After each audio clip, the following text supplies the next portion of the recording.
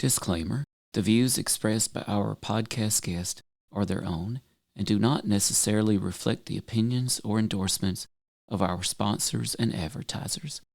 Similarly, our sponsors and advertisers do not necessarily endorse or support the views expressed by our podcast guest. We are Area 51 Coffee Company. Coffee for regular humans and coffee with twice the caffeine of a typical cup with a buzz that's out of this world. Coffee connoisseurs from across the galaxy seek out our smooth brew with a hint of sweetness in a perfect roast. Area51coffeeco.com. You will also be assimilated with our Area 51 merchandise. We are invading Earth one cup at a time. We are Area 51 Coffee Company. Area51coffeeco.com. I am here to discuss the so-called flying saucers. We know now that in the early years of the 20th century, this world was being watched closely by intelligences greater than man's. Did the CIA write Wind of Change by the Scorpions? As humans busied themselves about the various concerns, they were scrutinized and studied. Dr. Loeb, what percentage chance do you give it that you have indeed uncovered extraterrestrial or non-human technology? With infinite complacence, people went about their affairs, yet across an immense ethereal gulf, intellects vast and unsympathetic threw their plans against us. Prior to your abduction, did you believe in UFOs or any sort of alien life form? All things unexplained. So some of that, I think, sir, we'll save for closed session.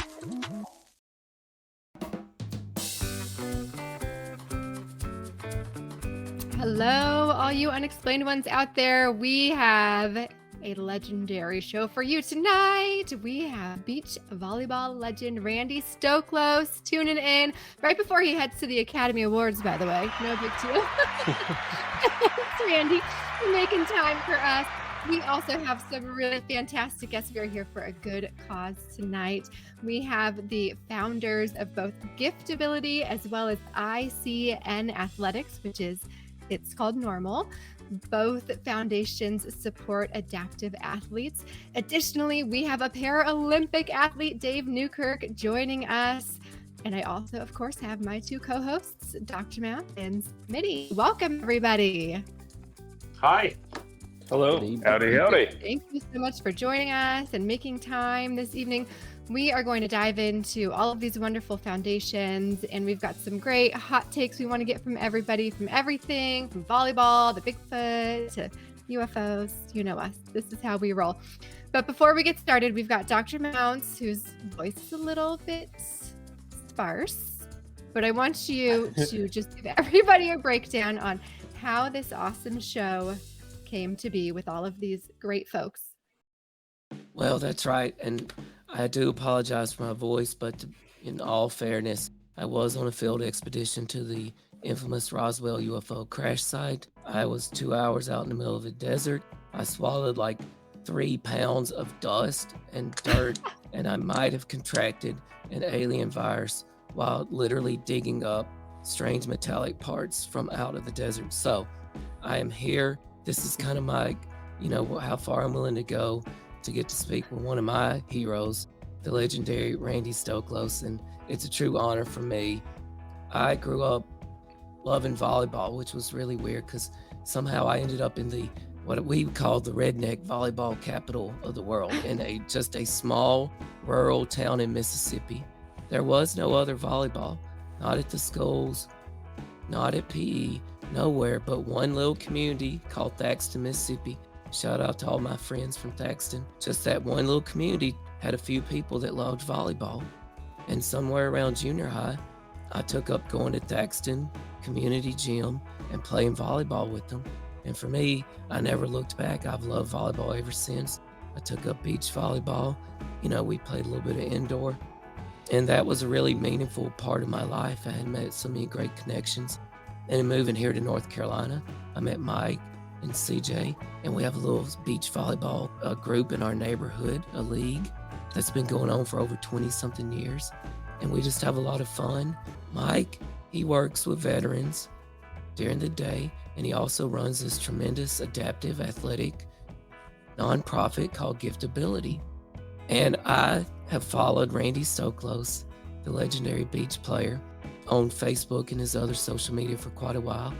And one day I saw Randy helping out at this amazing event with ICN Athletics, who does adaptive equipment for volleyball players. And I said, you know what, this just seems like a natural fit for us. We are passionate about the sport of volleyball here at All Things Unexplained.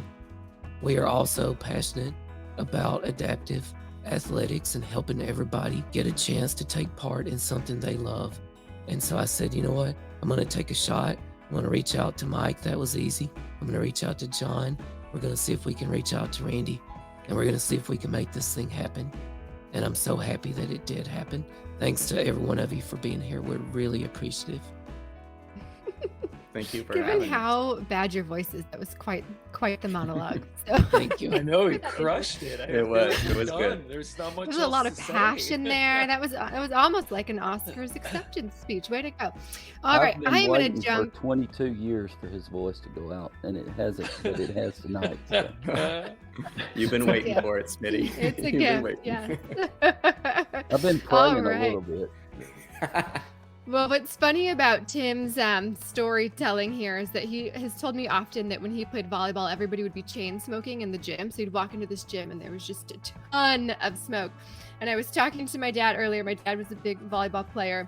He was the first All-American at Pepperdine, actually. And then he played indoor professionally. And he said that their first sponsor, he played in the Winston League, which was for Winston cigarettes. That was the first sponsor that they got. And as volleyball started to become more popular and they were looking to make it a professional sport, he mentioned the Jose Cuervo.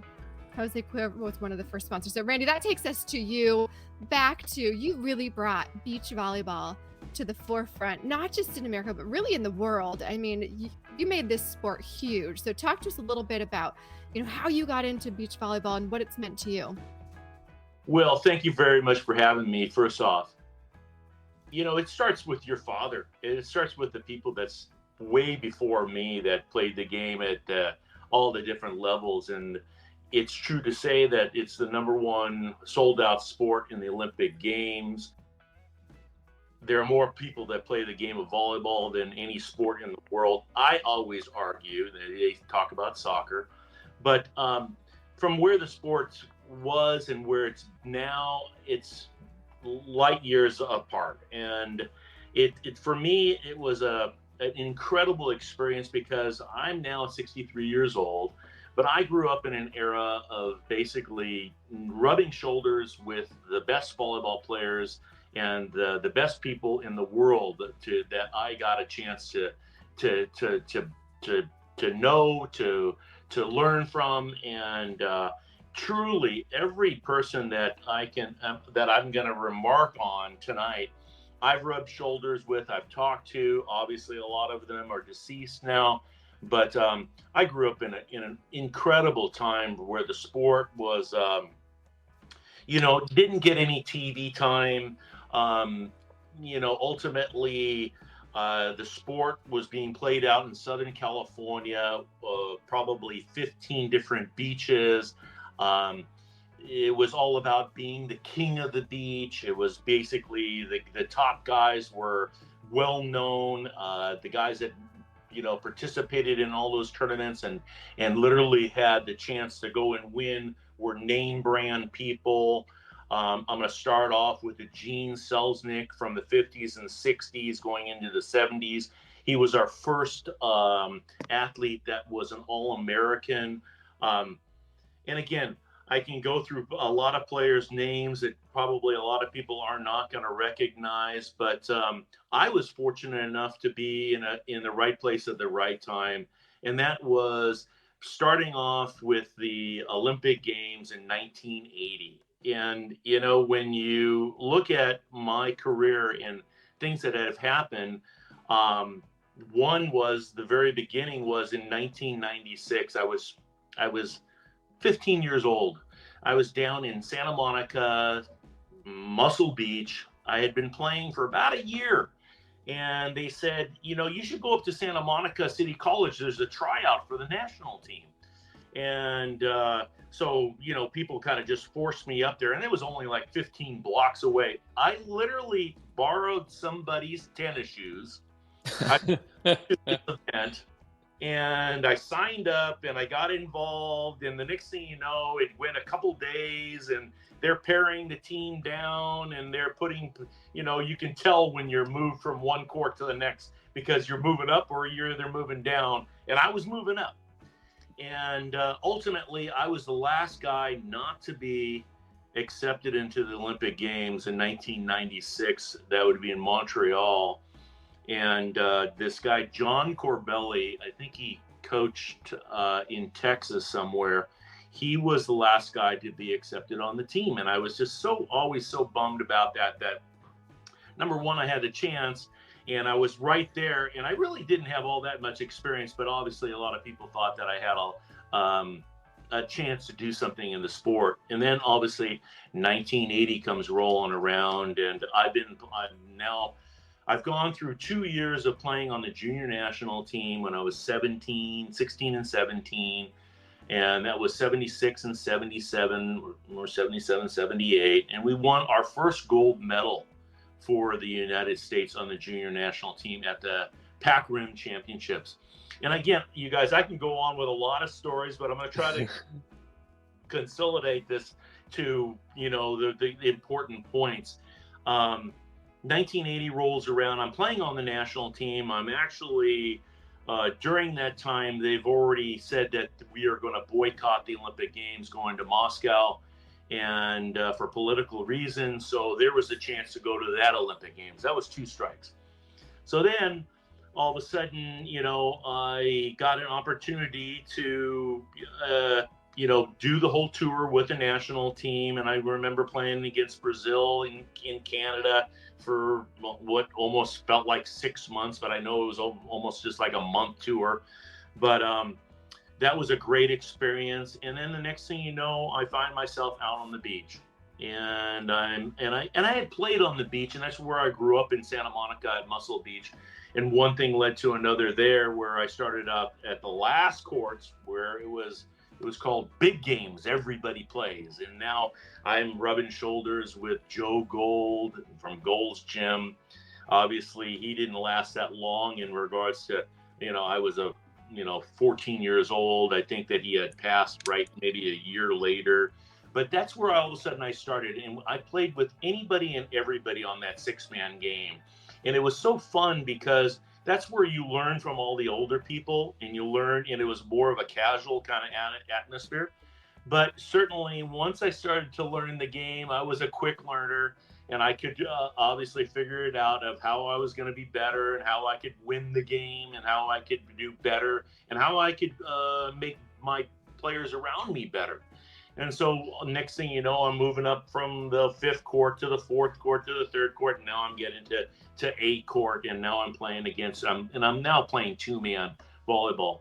And throughout that whole time, that was all huge practice, which was really kind of dismissed back in the day. Like if you were a beach volleyball player, wow, there has no correlation to playing indoor volleyball. And why would you do that? It's so much slower and everything else. And I kind of laugh about it now, because the truth is that everybody now is in beach volleyball, and in so many different levels. And in regards to the ICN group too, what a great group that I got introduced to, last year in the summertime, and we'll talk about that. But continuing with my story about the Olympics and then my whole career, a couple years later, after 82, all of a sudden I'm playing on the tour in Southern California. It hasn't even become the AVP yet. And I won my first Open, which was the Manhattan Open, which is basically the granddaddy of them all. In fact, if you win the Manhattan Open, it's kind of goes down in the history books of you being one of the better players. And I was fortunate enough to do that when I was 20 years of age. And I got lucky. I played with a guy named Jim Mingus, and he was kind of the best player throughout the 1970s. I mean, bar none. Not all that big, great defensive player, but had the attitude and the mindset to be a winner. And I learned so much from him. My first outing with him didn't go so well. We played in Laguna Beach, and it was a Laguna Open, and I'd say it was the same year, 1981. And I think, took a seventh and ninths were kind of really not something that I really kind of did all that many times. You can kind of look at my history. I only did it a couple of times, but I guess it was a learning stage at that time. And then the following week, Jim said, "Do you want to play again together?" And especially at the granddaddy of them all, it was such a surprise to hear that, because, hey, listen, I played with basically the king of the beach, Jim Mingus, for the 70s, and here I show up and with him and take a seventh place. It wasn't a great outing, but the following week we turned it around. I think we were the 6th seed in the tournament. Then we had to go through the 3rd seed, and then we finally ended up winning the tournament. And that was my first tournament out of 123 opens that I won. And that was out of, I'd say, 356 opens that I played in for a 21-year career. And then the next thing you know, like I said, that 2 years later, I get a chance to play with St. John Smith. And St. John had early success with Karch Kirai, Olympic gold medalist. And anybody that knows volleyball is going to know his name. But the truth is, again, that, throughout my whole career, it's kind of like you go up that ladder and you try to get to the top of the mountain and you try to stay there. And throughout all those years, TV came in, and then all of a sudden sponsors came in, and then money came in, and it made things a whole lot easier to be truly a professional. I feel kind of bad about what's going on in regards to volleyball today, in regards to what we had back then. But again, we have so many different sports competing for our same, thought of just basically being an up and coming sport and everything else, that volleyball has kind of been pushed to the side. Not in the Olympic sense. Olympics sense, it's the number one sold out sport. Everybody wants to go that. Everybody wants it. And that's really the big drive now in the sport, is to get to the Olympic Games and to be just an Olympian. Now, getting back to my career, I struck out in 1976. I struck out in 1980. I got one more chance here in 1996, and it was in the, throughout that whole time span from 80 to 96, those 15 years, I was, pretty darn good. And I was like, I'm not going to say the number one player, but I felt like I was. Just say it, Randy. Yeah, you were the number one player. You were number one. Everybody, I don't know if I really had all that many weaknesses, and that's maybe what made me an all-around better player and a better player to play on the beach. Because when I got into the indoor game, I started out setting. I played a middle blocker position on my high school team, and anything that kind of would stuff up the hole to have success, I kind of filled that role. But when you got into the seniors and into the guys that really were playing the game at a high level, they were all exceptional people and players at a certain position. And so I think that that's maybe something where I lost out. And now, again, getting back to 1996, I have the trials, and I'm down to the last game, and I'm playing with Adam Johnson. And St. John Smith has gotten into the qualification, not even the qualification, but he's gotten into the Olympic Games in a different way through the FIVB. And that's a whole nother topic of conversation with his partner, Hinkle, at the time. But I had the chance, and unfortunately, I had one of the most remarkable things happen to me. And so somebody was telling me that I'm not going to the Olympic Games, I'm not going to be an Olympian, and that's just how it's going to be.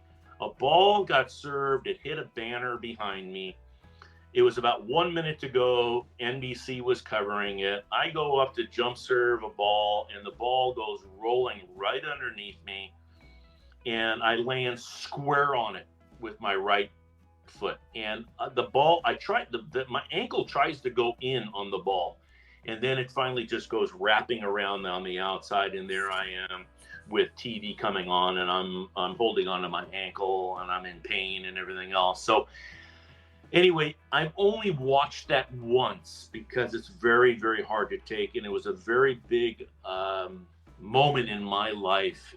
But it's incredible to me that, throughout my volleyball career, everybody thinks that I'm an Olympian. Everybody thinks that I'm a gold medalist. So when they come up to me and they say, "Hey, Randy, you're the gold medalist," I go, yeah, I won a lot of tournaments. Yeah, gold medal, right, And so you kind of have to play that off because you don't want to break their their thought of what you represented and everything else. But I think I'm the only person that is not an All-American, that is not an Olympian, that is not a gold medal, that is in the International Hall of Fame.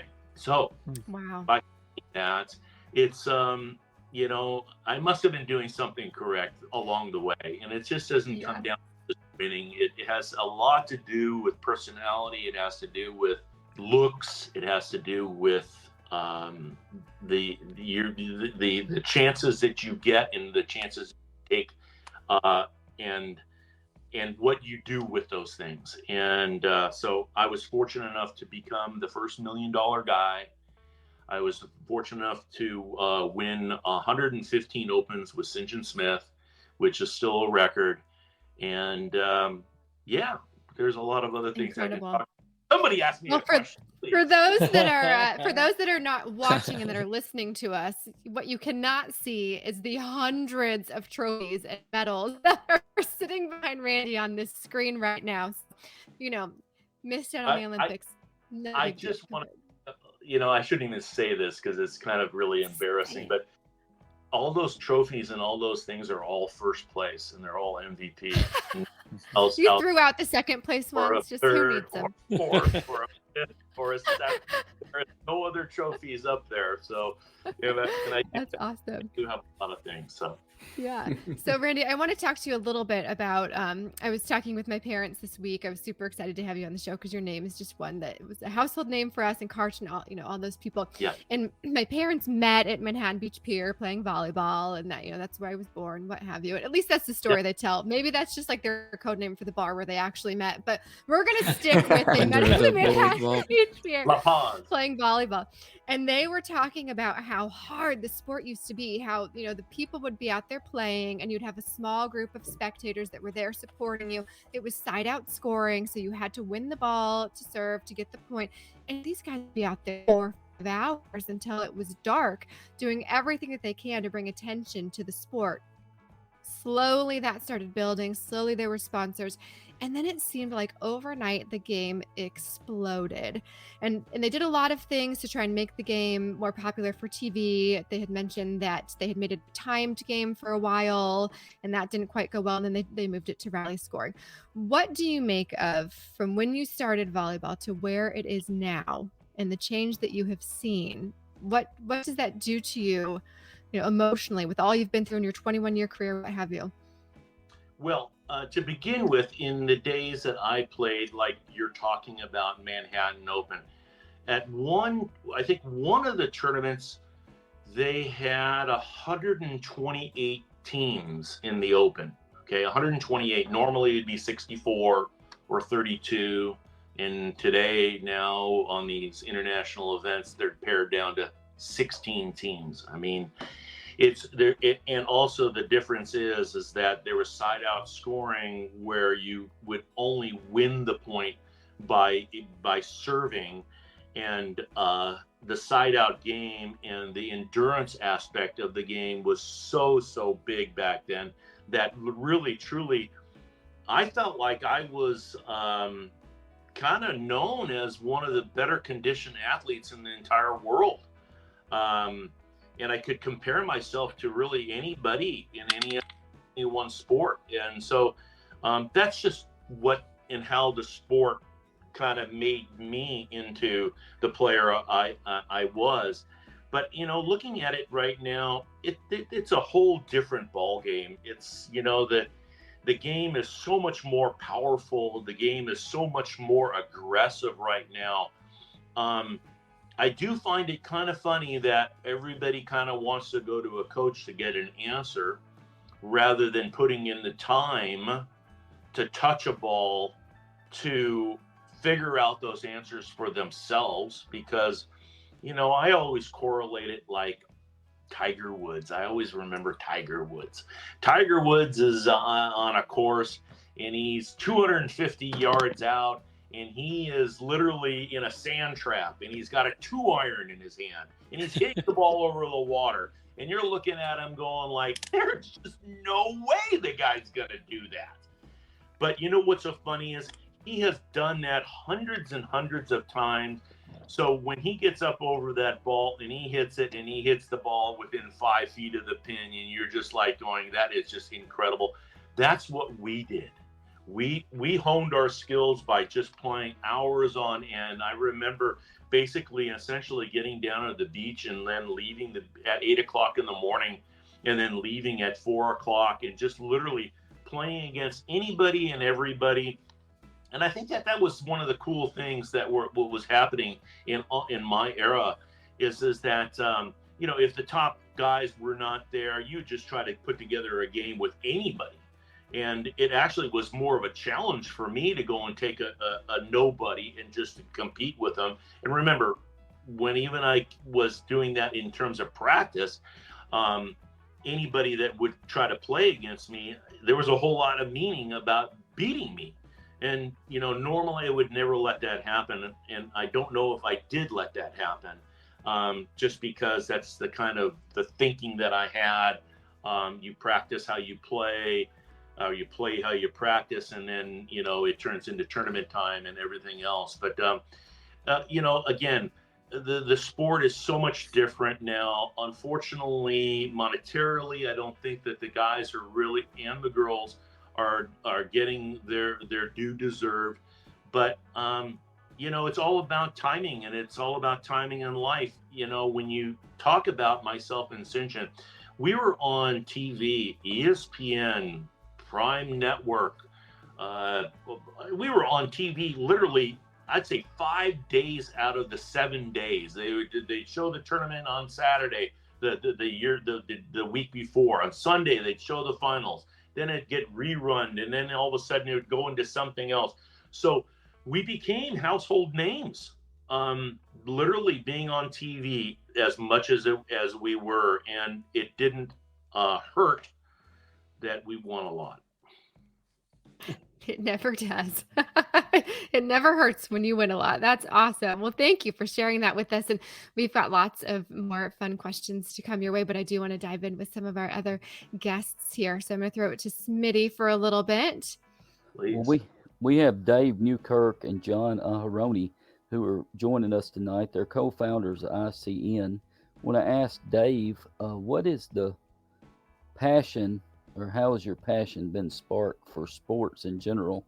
Is this something you've been involved in since you were a child, or? No, growing up in the 70s and 80s, life was a lot different, as we all know, right? And sports and I call it coordination came pretty easy to me, but my work ethic was down here somewhere around the floor level. Always had a passion about playing sports. Fast forward through high school, played soccer, played golf, still very passionate about golf. And we started a boys volleyball team my junior year. And I really loved it. It was, of course, we were watching Randy and the guys playing on the weekend. So all of us would find a net we could find and start playing out on the beach as well. And, that kind of sparked something in me. Fast forward to my senior year in high school, and I mentioned that work ethic was down here on the ground. I got cut from my soccer team, and that lit a fire. that lit an absolute fire under me that, hey, you can do a lot of different things and you can use a lot of things as an excuse. But if you don't put forth the effort, regardless of how many limbs you have, you're hurting the team, you're hurting yourself, this, that, and the other.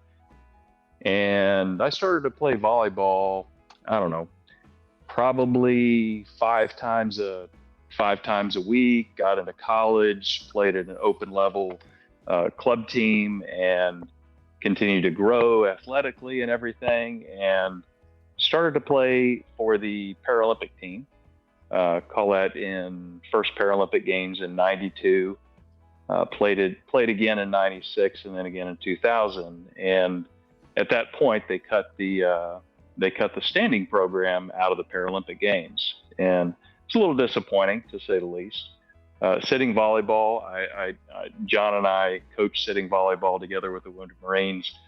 Passionate for the game, passionate for the troops, but there's something about, being able to jump and hit a ball 70 miles an hour at 11 feet, and just that speed, that violence of the game, was something that really drew me to the game. And so, fast forward a little bit, started playing beach volleyball when the World Para Volley decided that it was going to be a sport that we were going to chase through 2028, and crossed paths with John Aharoni. John was my coach going into China, and from then on, John and I had developed a pretty good kinship, not only on sports but real barbecue, because that's what's important besides fitness. Yes. is food, right? And Exactly. he and I had been kicking around an idea on, you play something for 30 some odd years, you're around a community, you develop certain skills, whether it's leadership, whether it's this, that, or the other, and you meet somebody who comes from a different perspective, but also from a coaching perspective. And when that meshes, the ideas start to fire and flow. And John actually came up with the idea of, hey, with your background in athletics, training, and everything else, and my background in coaching and playing, and we work together really well, why don't we put this to work and attempt to find athletes and train athletes in a sport that we love, in beach volleyball. From then on, we're still in what I'd call our embryonic phase, where we are attempting to probably too much, which is okay, because eventually we'll continue to chunk these things off. But with the passion that we have for the adaptive population, from my firsthand experience, I was born without my hand, and having to figure stuff out, with somebody with John's acumen with the game and passion to help athletes and everything else, it just synced. That was kind of a long-winded way of answering why am I passionate about it. I know that when I grew up, if I would have had somebody who could have pushed me in a direction with the creativity that I have intuitively, I believe I could have played volleyball at a much higher level than I ever did. I always say athleticism is no respecter of the number of limbs you have. A guy with a 38-inch vertical should be a guy with a 38-inch vertical, whether he's missing a leg or an arm or whoever. And eventually, I would like to see somebody who's able to compete for an Olympic roster spot, who might be missing a hand, or, believe it or not, below the knee amputees who can still jump 30, 40 inches out off the ground, right? That to me becomes transformative. Not that you necessarily need to leave a legacy. Matter of fact, I'd rather leave no footprints and figure out how to pour all of this in to serve those people to see how great they can be over time.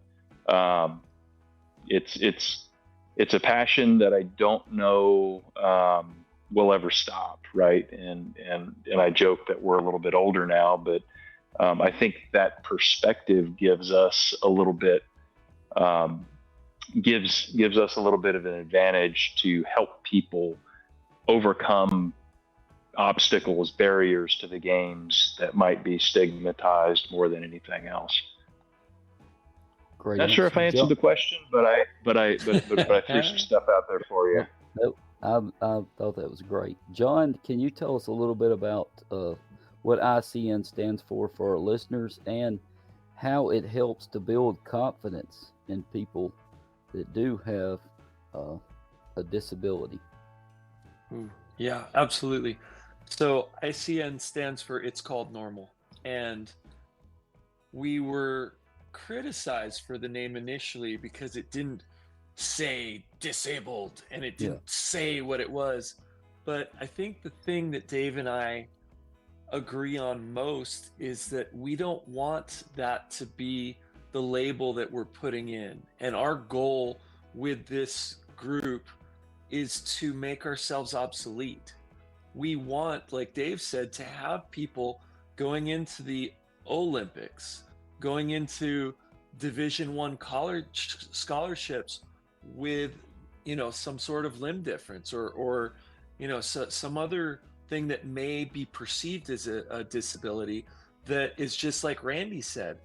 All you need to do is find a way around it. Like Tiger Woods with some odd club and an odd, figure it out, put in the work, take the time. So to us, ICN came to fruition when a gal, Sky McDermott, came into town. And I think at that point, and some people say I never let the truth get in the way of a good story, but she had not ridden a bike, she had never climbed a tree, and she had never been down a water slide. And she came to, Dave and I wondering what it was like to play volleyball at a high level and how she could do it. So she and her mom came in town, and Dave threw her on a bike, put her down a water slide, and it wasn't a normal one. This was like a crazy fast one in a friend of mine's backyard, and we heard a thunk, but that's a whole nother story for another day. But we got Sky into the weight room, and Dave had her, I don't want to bastardize the names, but front squats and Romanian single-legged lifts and all these things that most people think that you need, a $10,000 weightlifting arm. But the way that Dave puts it together, again, it's like what Randy says. I think he's the MacGyver of this space. He can go into Target, come out with a thimble, some dental floss, and a couple of pieces of chewing gum, and create a way for athletes to find balanced bodies that, that's what the body craves, but that's not how it came out. But Dave seems to find methods of doing it. And when they got done with the lift, everyone was really excited. Oh my gosh, are you seeing this? Can we take a picture? Can we be a part of this? Can we post it on our Insta or, Facebook or Friendster or whatever it was back then? And what happened, and that's wonderful because the basis of the Olympic movement is inspiration. And the fact that people are inspired is wonderful. That's what we want. And what Dave and I have committed ourselves to doing with ICN is to create a world where athletes can go out and compete and get their sweat on and win, lose, fight through us helping them to get the training, the equipment, and the competition opportunities that it's called normal. It's normal for people with limb differences to work their butts off. And really, when I first started on this journey, I thought that it was, me doing good things for this poor community. But what I've learned is that this community is the medicine that our volleyball community needs in seeing adversity and seeing people physically push through it.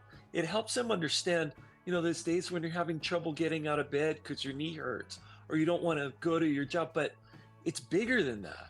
because Randy probably was the one that told me that 96% or 98% of Fortune 500 CEOs played volleyball in college, and played at a high level. And it's those people that have learned how to compete and come together that go on, and maybe they didn't play afterwards. And God, Randy's the 1% of the 1% of the 1%. But how do we give these people that, in some countries are thrown away and are hiding in garages until they're discovered? How do we give them the opportunity to fall in love with the sport that Randy, Dave, and I, and everyone else on this podcast did? I mean, my freshman year setter was the best man at my wedding.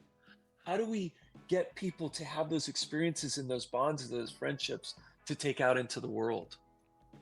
And that's ICN. That's awesome. Fantastic. We love what you're doing. Can you tell us a little bit, Randy, about your support of ICN?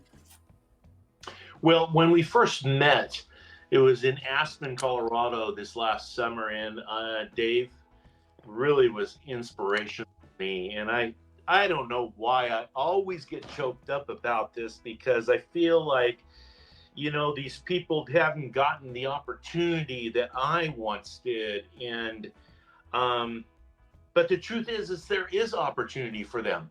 And Dave is the leading force, and John, together with making ICN noticeable to the rest of the world. And, John, you made it such a great point in regards to how you overcome certain things and how you change your life. And it's all about just opening up that door and going out and attacking it and figuring it out yourself. But it's an incredible field of people that I really stand behind wholeheartedly. And it was so long ago when I was a young boy and I saw, people in a wheelchair off the side of the court. And I've even told this story to Dave that I would literally ask them, hey, do you want to try to get to the side of the court a little closer to watch this?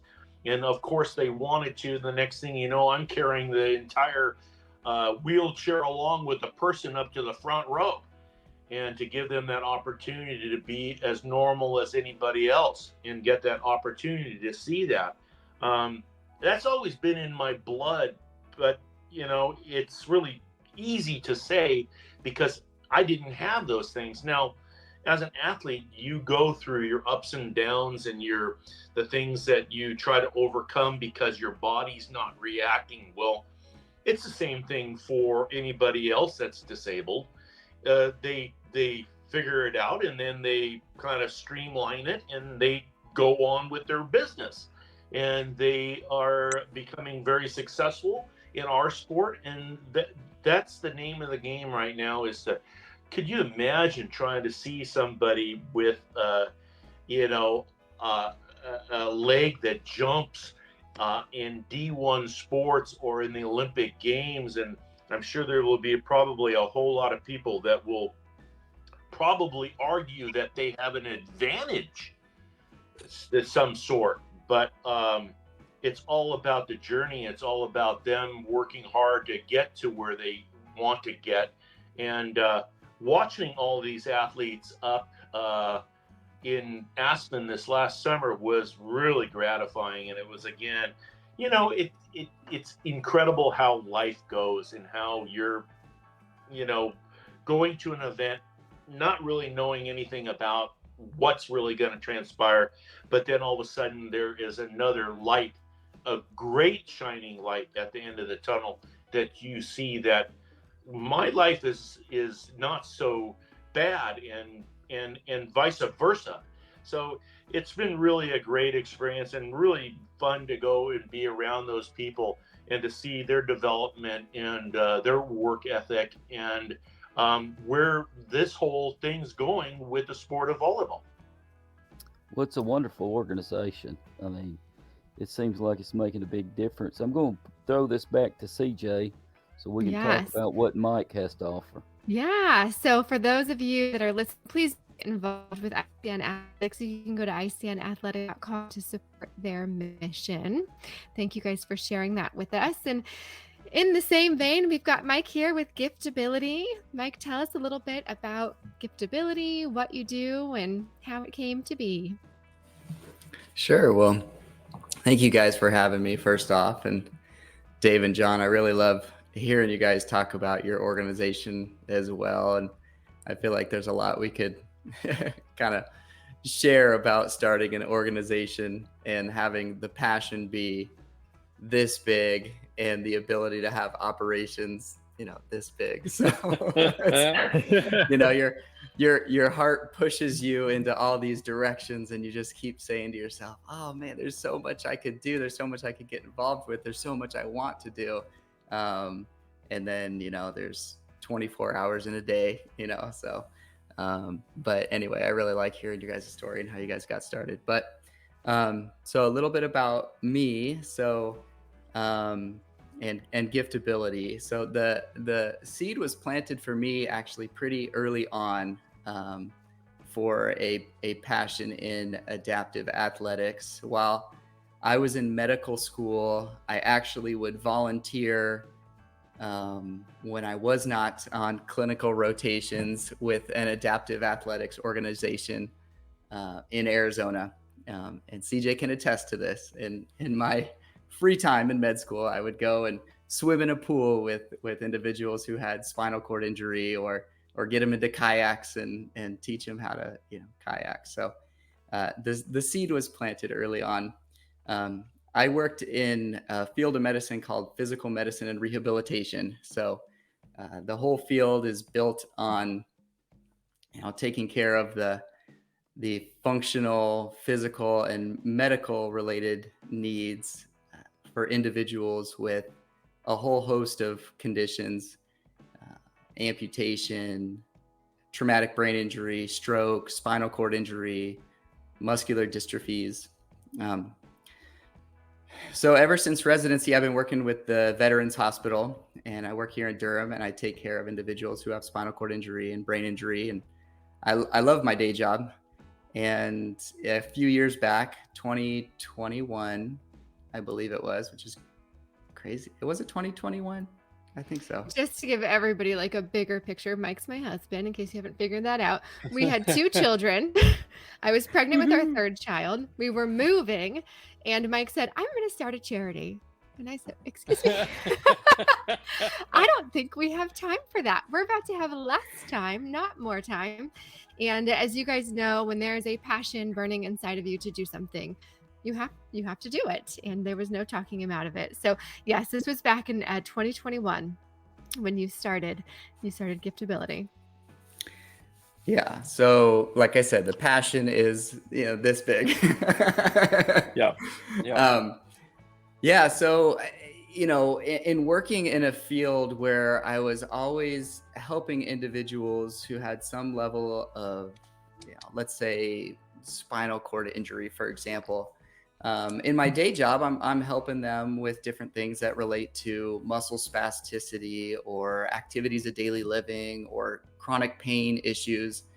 And there was this other piece that I was always so passionate about myself, growing up playing baseball and growing up on a skateboard and a surfboard and a snowboard, and knowing how much importance that played in my life and how much fun it brought me, and how amazing it is to do something fun and to do something that puts your body to the test.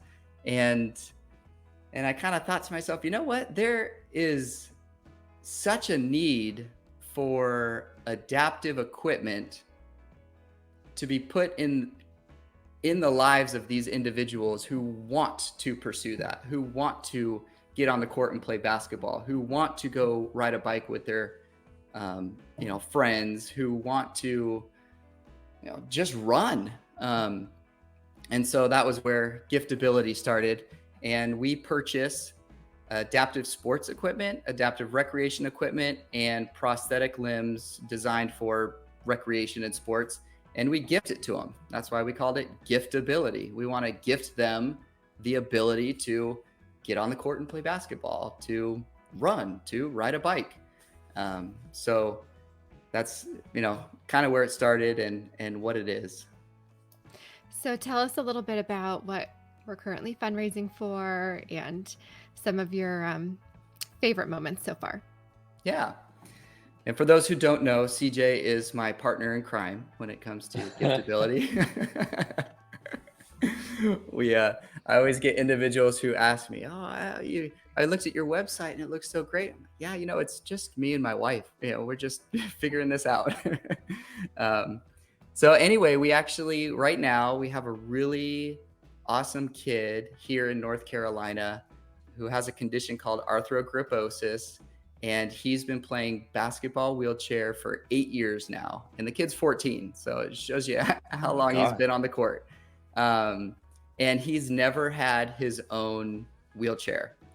And these wheelchairs cost around $3,500 to $4,000 for a new one that's custom made for him. So that's a current project that we're working on raising funds for. And the goal is that we raise 100% of the funds, we buy it for him, and we give it to him. It's his. It's our gift to him and his family, so that they don't have to spend a dime. Because if they go to their medical insurance provider, guess what's going to happen?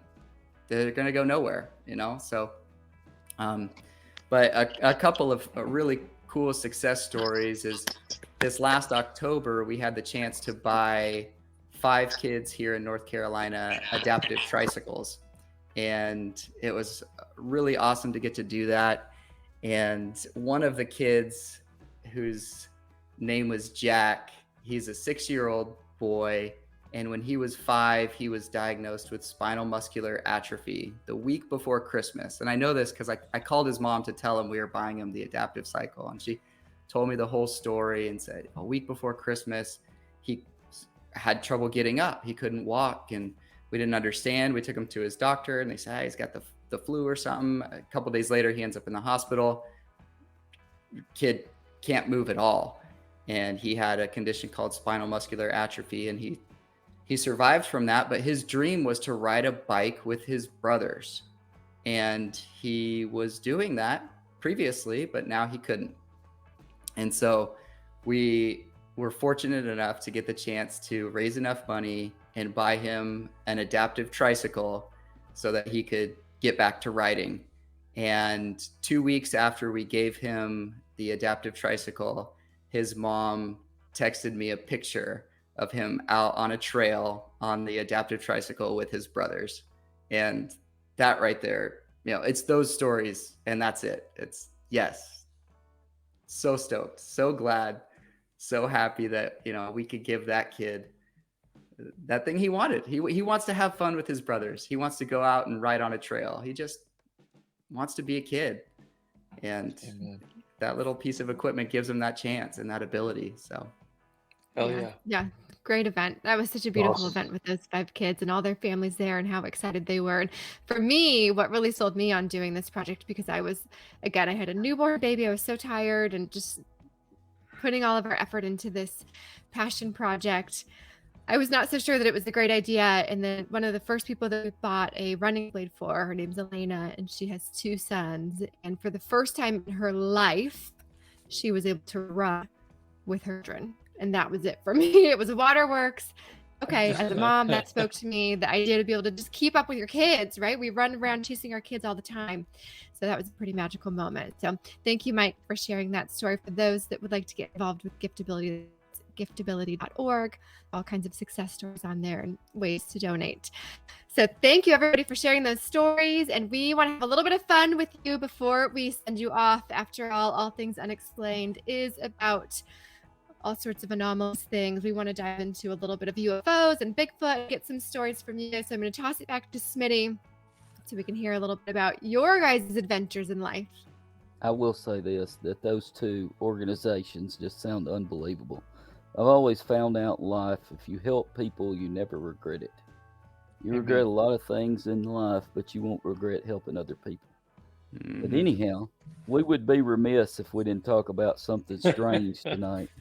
So we're going to ask, we'll start with Dave, and we'll ask, is there anything that you have experienced paranormal, UFO-wise, synchronicities, maybe Bigfoot, superstitions, any of those types of things? I have not. although I do have 2 adult children, so I'm not sure if those are anomalies or not. But um, no, I haven't. I've of course have driven through the Pacific Northwest, and if you look sideways through the forest, you know something's out there running around that you can't explain. But I have not firsthand seen anything. That's so true about the Pacific Northwest. I have to jump in because let me tell you, when I went out there for the first time, I just said to myself, wow, if there is something out there, nobody's going to know. Nobody's going out there. No. It's going to No, mind and its it's own probably business. And there The fact are that you actually have a two lot of grown Bigfoot children. sightings. Yeah, I was Wait, gonna say I'm the sorry. fact that you have 2 grown children is unexplained because you look like you're in your 30s. So that's a Well- miracle in and of itself. Well, thank you, and just I'll take that as a win tonight. Yes, my youngest was married 2 years ago, coming up in July. If that sounds even crazier. So, Wow. Wild. yeah. Maybe I'm the alien. I don't know. Well, I'm going to ask John the same question. Is there anything that you have witnessed that you couldn't explain? Oh yeah.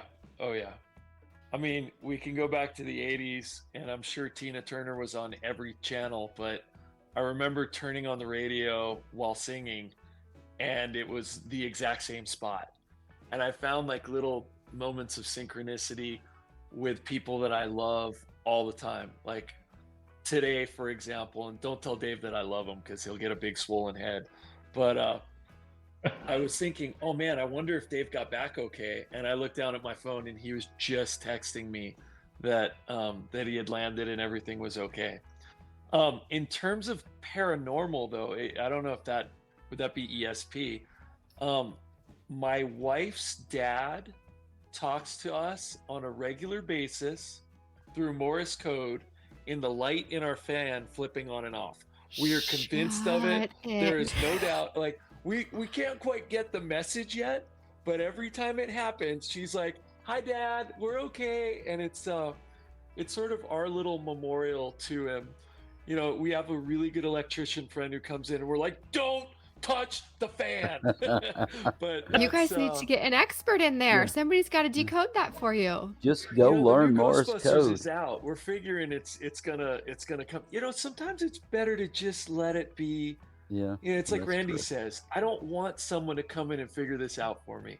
I want to know, and I want my kids to know and my family to know that Grandpa Jaime not only brought his family here and sacrificed life and limb to get him here, but not only is he still in your hearts, but he's also watching over you guys. It's kind of weird you say amazing. that. We have a faculty lounge, and our paper towel dispenser is one of these that is, motion activated, but there will be nobody around it. We had a coach that died of a heart attack one morning before school. Every once in a while, just dispense paper towels. Nobody's even close to it, and we all say that's Coach McCarver, just telling everybody hello that morning. But what about you, Randy? Well, as everybody knows, the U.S. government has told us just this last week that there is no such thing as a UFO. So I kind of laugh. If you were to look at the galaxy, the picture of the galaxies, and to see how many billions of galaxies, if you were not truthful to yourself to go and realize that there could be something out there, I mean, I think you'd be a fool, because the truth is that we are just such a speck in this environment that we live in, that there is all types of opportunity or potential opportunities to see that. Now, maybe they're not up to speed as we are, as we try to get to our moons and other places that we try to go and now bring life to. But I certainly do think that there's something out there, and sometimes, as we all know, they're not explained. That's true. I love that answer. I respect so much that you knew about this government report. And of course, one of our favorite quotes, Randy, is from this government official, and this is all we're ever going to get from them on the UFOs. So some of that, I think, sir, we'll save for closed session. They're just going to keep us locked out of the truth, right? So that was such a great answer. Good stuff. We'll ask Mike the same question. I know you have so many kids, you probably don't notice what's going on. No, I don't. Well, so actually, I do have a bit of a paranormal, I guess, experience, more so with my family and a house in Rancho Bernardo, California, just outside of San Diego. There was a home that my mom and stepdad purchased when I was just beginning college. And I spent a summer down there, and I was the first person to move down to that house. And I'll tell you, I never tended to get uneasy in a place or a home or at night for any reason. And every night I was in this house, something was off. Something was strange. It just felt uneasy. Like you couldn't relax. You couldn't feel safe almost. It was bizarre. I couldn't explain it. I'd never really had that happen to me before. And my stepdad then, he came down a week later. He moved into the house and he told me the same thing shortly after. He said, Mike, I am kind of freaked out in this house. And I said, I am too. I can't figure it out. So about a year or so later, I think my younger brother was leaving the home, and it was the middle of the day, and you go down and you kind of go through a bit of a hallway corridor to get to the front door. And he opened the door and he turned around to close it, and he looked in the corridor and he saw this large silhouette figure of a man standing there, and it freaked him out. And he slammed the door. He ran into his car. He turned his car on, and every light in the car blew. All the fuses blew in his car. He was just freaked out. And it wasn't long after that my mom in the home told us that she had trouble sleeping, so she was lying on the couch in the living room, and she got up and looked in the hutch where the TV was, and there was glass on both sides of the TV.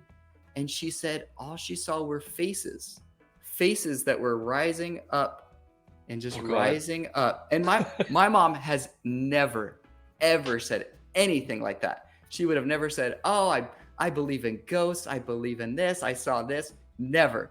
So the fact that she told that, and then my brother told us about that, and me and my stepdad could never get comfortable in this home, we were just convinced. Well, then we found out the home is built on a place called Battle Hill.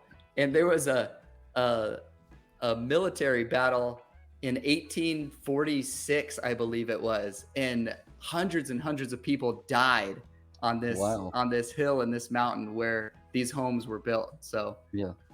I need to look that up. As a history teacher, that's pretty interesting. I'd like to research that battle. Yeah, they call it Battle Mountain.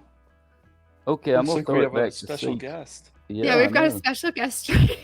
Planet of the Apes. So this is a psychology experiment, right, Randy? I have no idea how long you've had that mask on, but I didn't notice it until Tim put you front and center in the screen. It's like that experiment they did in college where they had people playing basketball and they asked the viewer to just watch the basketball get past, and the gorilla walked right through and nobody noticed.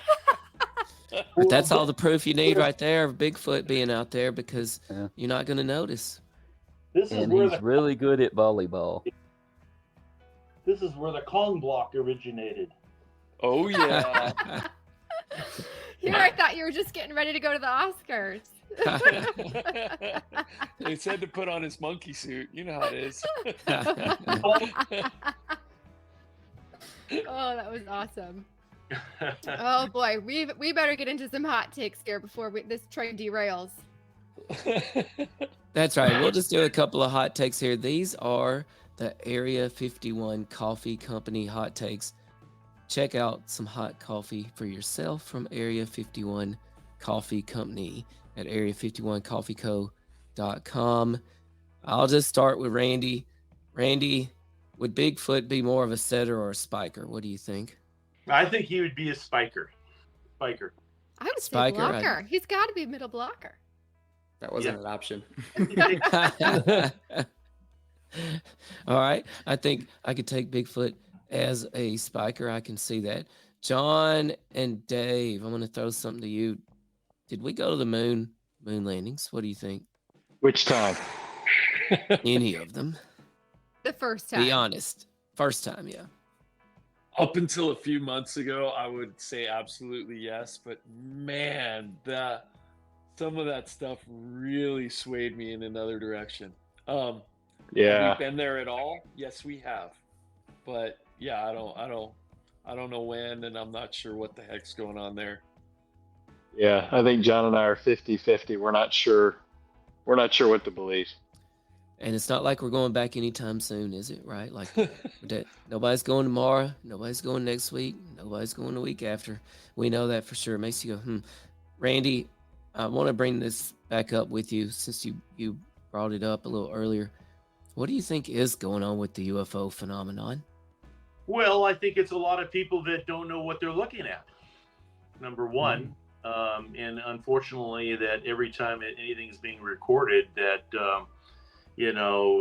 our recording devices just don't do what they're meant to do, and maybe because they're so far away or all the above. But hey, listen, you can't rule out any of it. There's still so much unexplored land in the world that we live in. And if you can't dream and you can't have those thoughts, then we're kind of isolated in a sort of way. So I think it's kind of fun to go and see. And, the great thing about the aspect of what you guys do is that it's simply put that every time it's brought up, it brings the people's attention, and they want to learn. They want to see, even if they think that it's not true, but they're there for the duration of the episode, and they want to believe. So there you have it. Right, the truth is still out there. And we all want to believe, that's for sure. My last Area 51 Coffee Company hot take, Randy, I would love to know, are there any particular beaches or courts that were just haunted for you? They either seemed haunted or they seemed cursed just for you in particular, like, oh man, I struggle here, or anything along those lines? Yes, I would have to say every event that I did not win. And only a few of them, but I can remember Ocean Beach. You can pull that up on YouTube on a 1-point game against Karchkarai and Kent Steffes to win the thing down there. And I played in it numerous times, but always felt like that was something weirdly going on, but in a positive way. I had great momentum and great things happen to me in Hawaii on the beaches of Oahu, in Waikiki, where I'd be losing games and all of a sudden the rainbow would appear, and then the local Hawaiian going, "Give it to him, brah." The turns around, I win the tournament, and I won that tournament 10 times. But there was definitely something special there. We have just a little more time. CJ has some listener questions here for us. I do want to say really quickly, though they are sponsored for us, I have been drinking the Area 51 coffee this week. It's amazing. It's so good. I highly recommend it. That is just my truth. Also, my coffee came with a tiny little blue alien, which my kids love. So I highly recommend it. Yeah, and I will back that up with CJ. It's delicious. And now that I saw the ad, I realize why I'm so buzzed in the morning. So Twice the caffeine. Let's go. Let's start another charity. Let's go. 3 more kids. Let's do this. Let's go play volleyball. Let's go right now. Head to the All West right, let's Coast. do some listener questions here. We love our listeners, and we appreciate everybody for following along and sending your questions in. And Tim, I'm going to have you pull those up for me. Okay, this is from Beth. Randy, looking back on your incredible career, what would you consider your most memorable match or championship win, and why? Oh, that's pretty simple. That would be 1989 Rio de Janeiro World Championships, where I lost my father in 1988. And I worked out that whole winter, each and every day, to win the first tournament on his behalf. And I ended up winning that tournament, and I ended up running out of the stadium that held 10,000 people. I ran down about a half a mile. I found myself between some parked cars, and I was crying to myself. And the next thing you know, I look up, and there's about 500 people that have followed me. And it was an incredible moment because, again, it was one of those feathers in the cap that enabled the sport of beach volleyball to become an Olympic sport, not only because of us winning, but it being an international event and a world championship. And I won 5 of those prior to the 1996 Olympic Games, along with Almerial, Spain, which was the 3 years prior to 96, winning that event, getting the sport of beach volleyball in the Olympic Games. Awesome. What an incredible story. I'm honored to We have actually heard that. saw some footage of that event recently, and there were 10,000 people in the stands and another 10,000 people lining up to get in. It Right. was Wow. a spectacle the likes of which no one could imagine. I mean, what Randy and that group did for the sport we're little secret release here. There's a documentary coming out that touches on some of those moments. Keep your eyes peeled. I may or may not be an executive producer on it. That sounds pretty That's exciting. You know, Yeah. let me Yeah. just add to that really quick. And yes, I was in a hotel room on the 20th floor of the Copacabana Palace or something there, and I looked out at 6 o'clock in the morning because I got woken up just literally for the hum and the buzz of all the people. I looked down, and it was like an ant farm of people waiting to get in, and they had to go through this like a small little house where they would get clothed in the sponsor's gear of this yellow shirt, and then they would move on, and they would pile all these people in. But I think, if I'm not mistaken, that same tournament, I literally, we started at 12 o'clock, and that was at 6 o'clock in the morning. At 12 o'clock, we started. It went 4.5 hours. We went into like a double finals against a Brazilian pair. We ended up winning.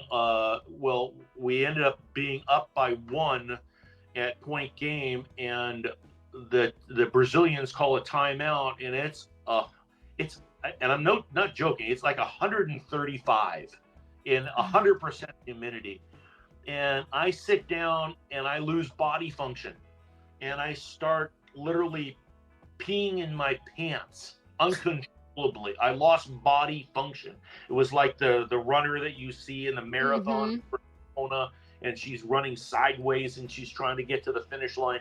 Well, that happened to me, and I was telling Sinjin, I don't care who wins or loses this game, get me the hell out of here, because my and my heart was beating like this, and I thought I was about to just die right there.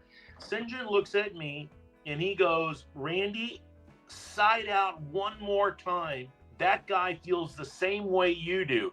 I look over at him. I'm like, oh, what kind of line is that at this point? The next thing you know, the referee is blowing his whistle and he wants to get us all out. And the next thing you know, we get out, we serve Bernard Rosman. He goes up to jump and he goes into a full body lock and he just pops the ball up and over the net, and he's on the ground and I'm looking down at him, and I just bump set the ball up to Sinjin, and Sinjin puts the ball away for game. And incredible moments, and I don't know if any other athlete has ever gone through anything like that in their entire lives, especially with the beach volleyball. And I was I'm happy. telling you, you cannot write a drama like some sporting events. You really can't. I mean, the way that some of these things play out is incredible. This is why millions, billions of people tune into sports because of stories like that. That is really wild. And that's why Wow. the documentary that y'all are speaking of is a surefire win. I mean, which may or may not be named. Do we have the working title is Beach Kings. We've got a meeting with, one of those sports people that may have 4 letters in it that I'm not supposed to mention. And but there's a lot of neat stuff coming out. Okay, wonderful. And CJ, speaking of beach legends and beach kings, I think that's a good tie-in to our next listener question here. Yes. Let me see if I can find it right here. Okay, from Jason, as a beach volleyball legend, that's you. How do you see your legacy in the sport, and what impact do you hope to have on future generations of beach volleyball players? Is that question for me? Yeah. I mean, we're all legends in our own right, but this one is for you. Oh, it's pretty simple. I think the greatest thing that I have going for me is that I probably have more YouTube videos than anybody in all the events that we played in. And again, I played in 356 opens. And I think it ultimately comes down to pretty simpleness. It's how you carry yourself. And it doesn't matter if you win or lose through those moments. It's how you carry yourself. And I think that ultimately, I hope I did the job that everybody was thinking that I could do in regards to just being a sports person and a person that promoted the game and loved the game and has given back to the game and continues to do that. And again, my whole goal was to try to get it into the Olympic Games. I did that. Now there are 120 countries that play the sport of beach volleyball, and every one of those countries can go and promote their athletes' 2-man game to come out and be an Olympian. And ultimately, with a pair of shorts on or a bathing suit on, and then jumping into the water and having a cold one after, was all what it was all about. And I hope that people can jump into that and feel the same thing that I did for all those years. Even if we're at an amateur level, that's our favorite thing to do too. So thank you for inspiring us. That's right. And that was our Area 51 Coffee Company hot takes. Randy, thanks so much for your input on those. Yeah. Now back to CJ. Yeah, before we get going, I would love to hear from Dave in terms of your future in the sport. Are you still playing? What's next for you? So that's a great question. I am still playing. I probably spend more time in training, mobility, flexibility, just continuing to maintain whatever athleticism I have left. But the sport is such an amazing sport, whether you're 15, 50, 65, or 80. You can still get a ball. You can still find a net. It takes a couple of people and just a little bit of energy. I don't know that I'll ever not play the sport.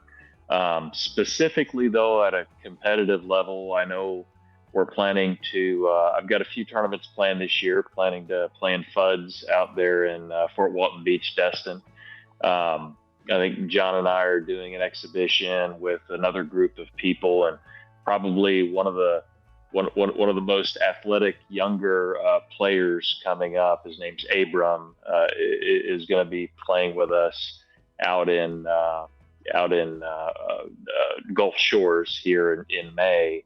And then to wrap the season up, between he and a few others, we've got a couple of young ladies. John mentioned Sky and another another girl named Barkley Andrews, who are both playing Division 3 beach, who are both missing their hands as well, are going to be playing with us up at the Wapaka boat ride here in July.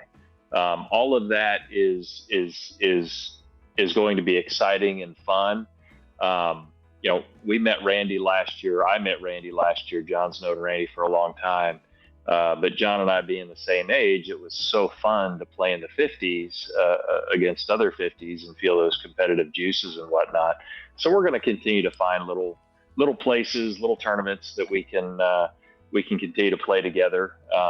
And then he can blame me for my blocking, and I can blame him for his hitting, and we can be like that old couple that nags at each other all the time. So. Is that fair, John? Dave, can I ask? I should have played with Bigfoot. Dave, You need that blocker. It is really that's awesome. to watch you guys out there, and needless to say, the more you do it, the more exposure it gives to everybody. And it's that person that is looking at that has the same type of issues, that are not able to have the thought of even trying to even compete and try to do that. But Dave, by you doing that and us behind ICN, I think that the sport will grow, and it is my pleasure to be a part of you guys, and I really want to see it go big. Yes, I couldn't agree with you anymore, Randy. Really appreciate that. Yeah. And so for all those of you that are listening, please go to icnathletics.com to support them, giftability.org to support Giftability. All the help. We need all the help. Thank you for that. Yes. All right. Before we sign off, anything else anybody wants to share? Two things. Yeah. Number one, Randy, thank you. But I mean, it was the spectacle that you turned the game into that inspired young guys like Dave to try this sport. It was being on TV 5 nights a week. It was the investment that Miller Lite put in this sport to get it to the place that it got to. Number one. So really, Randy, thank you for your life's work, and thank you for stepping out there and yeah, you won a lot of the time, but nobody knows what's going to happen in sports. That's why they're so exciting. And thank you. And I want to remind people that we need help. Yes, of course, support ICN, but be our eyes. If you see a kid that looks a little limb different or has something going on, you don't want to dive tackle them and throw them on the court. But hey, have you ever tried volleyball? Have you ever thought about this? There's an organization that is really, that wants to get you equipment. There's an organization that wants to give you a chance in volleyball. We work with other organizations that work with adaptive surfing and climbing, sitting volleyball, wheelchair basketball, anything that they can dream of. And yes, Dave and I's passion is beach volleyball, but we're a resource. We just want to get people doing things that are going to make their lives better. So thank you for this opportunity. Thank you, everyone. Awesome. Well, at this point, some of us have to go do laundry. Some of us have to go to the Oscars. It's all the same at the end of the day. But we are so grateful to have had this opportunity to chat with you guys. What a fun show. What an inspirational show. Thank you, Tim. I'm going to throw it to you for final comments here. Thanks, CJ. I really want to say thank you so much to the volleyball legend, Randy Stoklos, for joining us tonight. Watching your volleyball matches was so inspirational for me. They were so much fun. They were so exciting, so competitive. It was just amazing. A lot of the friends I grew up with playing volleyball, their minds are blown that I'm even having the chance to meet you and speak to you. And I really appreciate you and all you've done for the sport. I also really appreciate your support of ICN athletics. You carry so much influence, and by supporting such a great cause, you're really causing a lot of great things to happen in people's lives that really deserve a chance. So thank you, Randy. We really appreciate all of you for joining us tonight and chiming in on some unexplained things as well. As we like to say, the truth is still out there, and CJ. Having some sort of anomalous issue happening outside my door, but it's just a 7-year-old. I can't. I couldn't figure out what the sound was either until I was went actually a little upstairs. scared. I was like, okay, we have called the universe, and something is calling back. Well, thanks to Randy, thanks to John Aharoni with ICN Athletics, and thanks to Dave Newkirk with ICN Athletics. Please be sure to give them your support. Thanks to Mike Derringer with Giftability. Give them your support online. I'm going to give it to Smitty to take us out with his famous last words. We appreciate all that you do, guys, and CJ, and thank you so much for trying to touch people's hearts and touch their lives. And remember, be happy, be strange, and listen to all things unexplained. Good night. Hey, Unexplained Ones, are you ready for your next adventure? Then look no further than UFO Watchtower in Hooper, Colorado. Experience the wonder of the cosmos with guided tours, skywatching events, and first-hand accounts of their over 300 UFO sightings. Whether you're a seasoned ufologist or just curious, the UFO Watchtower welcomes you to explore the mysteries of the universe. They are currently open on weekends for tours or during the week for camping. Give them a call at 719-378-2296 to book your trip today. Thanks. Like, share, follow, comment, subscribe, support. What's your hot take on Travis Taylor?